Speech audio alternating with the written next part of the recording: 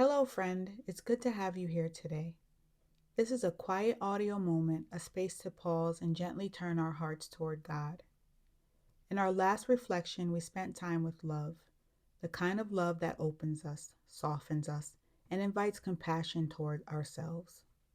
And sometimes, when our hearts open to love, anxiety can follow, not because something is wrong, but because we care and because growth takes courage. Today, we stay with that love and notice what grows from it. Scripture calls it peace, one of the fruits of the Spirit. Let this be the space to help you slow down, to breathe, and to remember that you don't have to resolve everything right now, today. Peace doesn't require anxiety to disappear. It doesn't demand clarity, certainty, or control. Peace gives you the freedom to move or to rest without being pushed by the world. As a new year begins, the world is loud. It tells us to upgrade, to change, to become someone different, or even become someone better. And beneath all that noise is a quiet message many of us carry, that who we are right now isn't good enough. But peace speaks differently. Scripture records a moment that speaks gently to this tension. It speaks to sisters Mary and Martha, friends of Jesus. Jesus is in their home, preparing to teach and gather with others.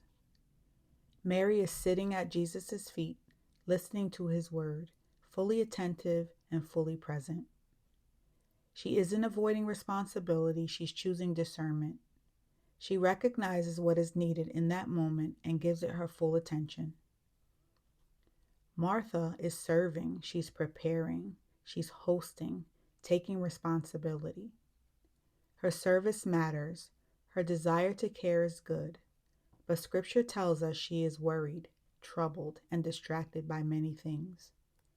Her movement is no longer just service, it's being driven by anxiety. Jesus doesn't condemn Martha's work, he gently names what it's costing her. This is what anxiety often looks like: constant motion, over responsibility, and difficulty resting, even when rest is needed. Jesus affirms Mary, not because work doesn't matter, but because listening comes first. This moment is recorded in the book of Luke, chapter 10, verse 38 to 42. In the world we live in, we show up, we care, we love. But we are not meant to live driven by its urgency. Being set apart doesn't mean withdrawing. It means choosing a different posture: steadiness instead of striving, presence instead of pressure, peace instead of performance. This is how love shapes us, and this is how peace follows. When you're at peace, you're not frozen. You're free. Free to act, free to rest, free to choose what actually matters to you. Peace doesn't make you passive, it strengthens you. It allows resilience to grow quietly without force, without fear. Let us take a moment together. If it feels comfortable for you, gently bring your attention inward. I want you to imagine a container, any kind that feels sturdy and secure to you. It could be a box, it could be a basket, a jar, or something else entirely different. Imagine this container being so strong that it can hold the weight without breaking.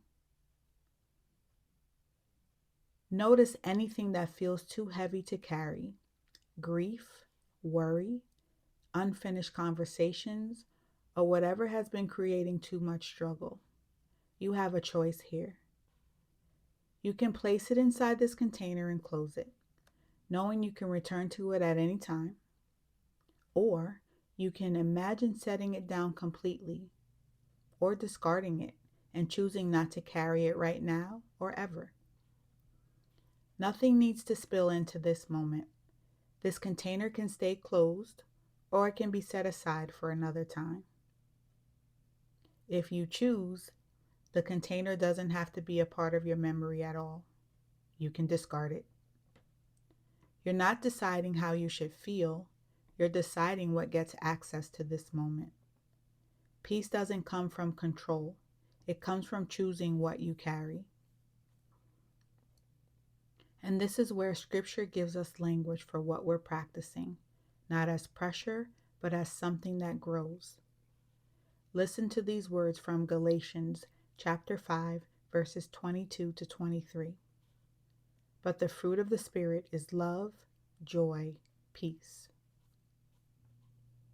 As this year begins, my hope for you is not that you do more, but that you move from peace. That whatever you take on comes from steadiness, not pressure. That love continues to shape you, and peace quietly grows where anxiety once lived. As we come to an end of this moment, friend, let these words rest with you. This quiet time was for you, a moment set aside for reflection and self-care. May the joy of the Lord meet you right where you are and give you peace, the peace you deserve. Until next time, friend, be blessed. Thank you.